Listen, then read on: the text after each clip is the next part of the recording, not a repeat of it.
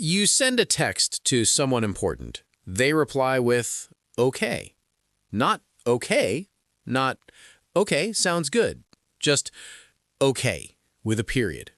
A normal brain sees a simple confirmation, but if you're an overthinker, that period is a direct threat.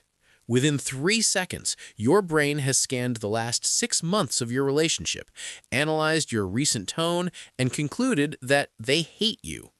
We laugh about overthinking, calling it a quirky personality trait, but if you actually live with it, you know it's not funny. It is an exhausting, full-time job, and it has a very specific, deeply hidden psychology that most people completely misunderstand.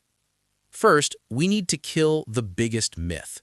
Overthinking is not about worrying. It's about control. At some point in your life, you were caught off guard. Something painful happened and you didn't see it coming. Your brain hated that feeling of vulnerability so much that it made a silent vow, never again.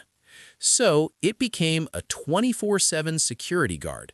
Overthinking is your brain's desperate attempt to predict every single possible outcome so you can never be surprised by Cain again. You aren't just thinking, you are running survival simulations. You falsely believe that if you analyze a situation from 500 different angles, you can control how the story ends.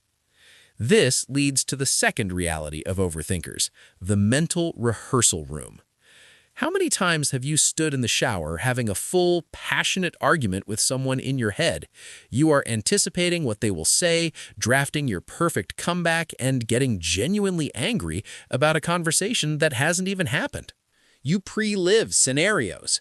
If you have a meeting tomorrow, you don't just prepare for it, you imagine the meeting, the worst-case scenario, the exact words you'll use, and how you'll respond if the boss asks a highly unlikely question. You are exhausting yourself today for a tomorrow that probably won't even exist. And that brings us to the physical toll. Overthinkers are some of the most tired people on the planet. People look at you and see someone just sitting on the couch doing nothing, but inside, your brain has just run a marathon. You've solved fabricated crises, fought invisible enemies, and managed complex imaginary social dynamics. The brain consumes about 20% of your body's energy. When you overthink, you are burning fuel at top speed. That's why you can sleep for 9 hours and still wake up feeling completely drained. Your body was resting, but your mind was working the night shift. And here's the breaking point. You have to recognize the difference between problem solving and overthinking. Problem solving goes in a straight line. You see an issue, you find an answer, you take action. Overthinking goes in a circle. You see an issue, you ask, what if, and then you ask, what if about the what if. You aren't looking for a solution anymore, you are just scanning for more threats. You trick yourself into thinking that worrying is the same thing as doing something, but it's just pacing in a cage. So how do you stop? Not with some cheap motivational quote. You stop by accepting a terrifying truth. You cannot control everything. The future is going to happen, and you will handle it when it does, not before.